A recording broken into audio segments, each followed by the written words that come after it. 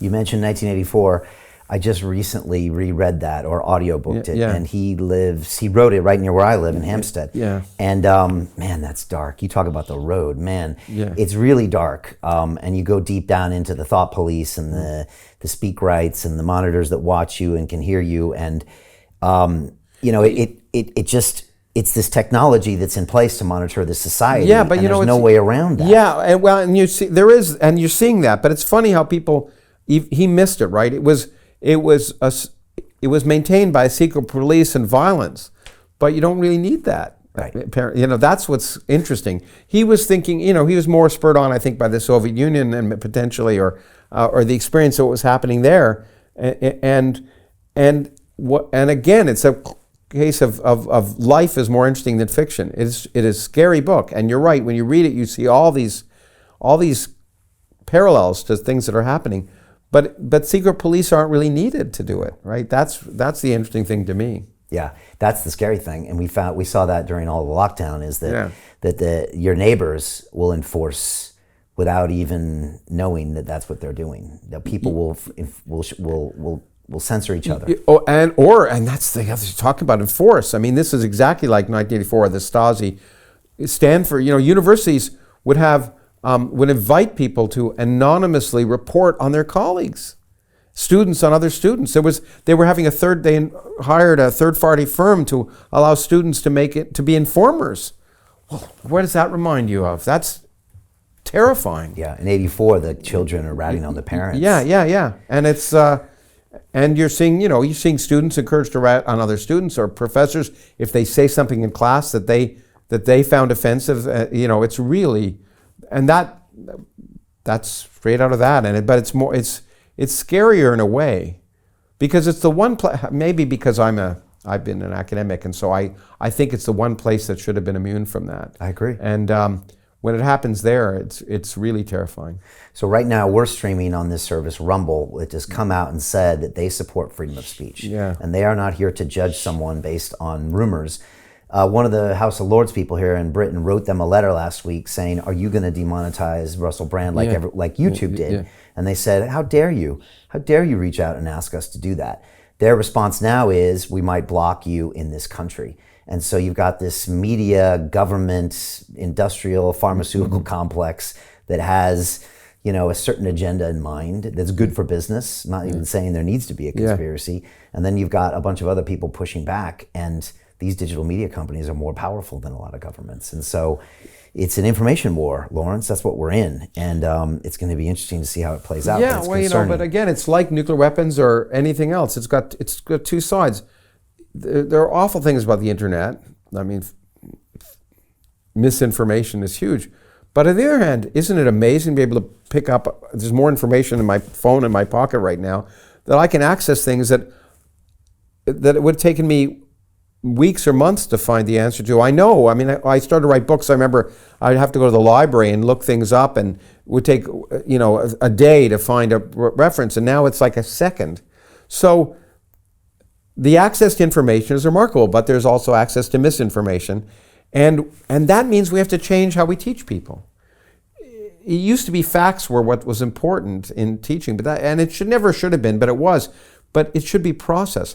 How to tell information from misinformation is the key tool that we should be teaching kids now, because that's going to affect their lives more in the future.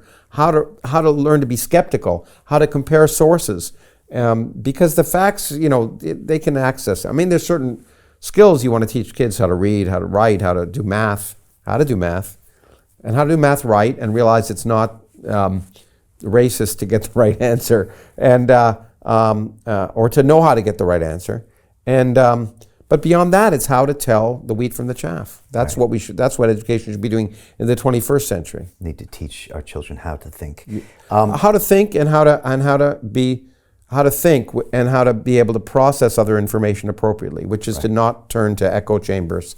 We all do to some extent. Yes. But, how to critically assess. Yes. So Jim Rickards has just recorded a video that's not available to anyone in the public, and he's going to be talking about how this upcoming recession is going to be fast. It's going to be bloody, it's going to be nasty. But at the same time, he's going to show you how you can position yourself to profit from all of this chaos.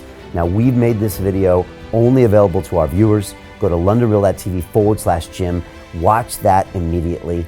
I can't say enough good things about Jim Rickards. He understands the global economic system better than any guest I've ever had on London Real. His predictions are almost uncannily true, and you can learn how to profit from his vision, from his expertise, and his understanding of economics. So go to londonreal.tv/Jim or click the link below.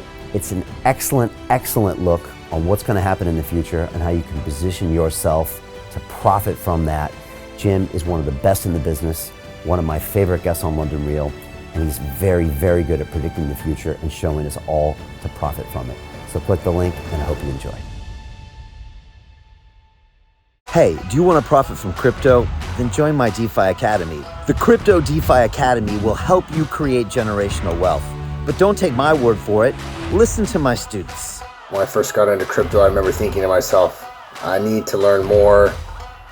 Brian Rose, learning crypto, learning DeFi, gotta do it.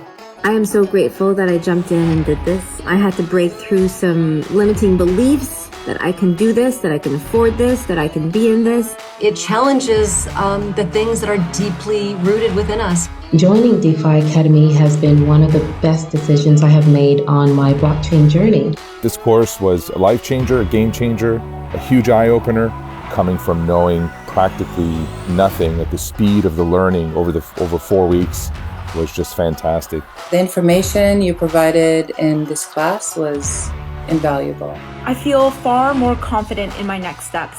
You took complex concepts and made them easier to understand.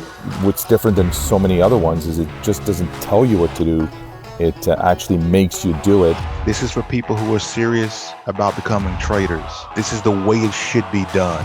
I realized from this learning experience again that it is not about what you learn, but about who you learn it from. The energy was insane. I've never experienced such incredible energy on a live call. Brian Rose, you are a legend, my friend.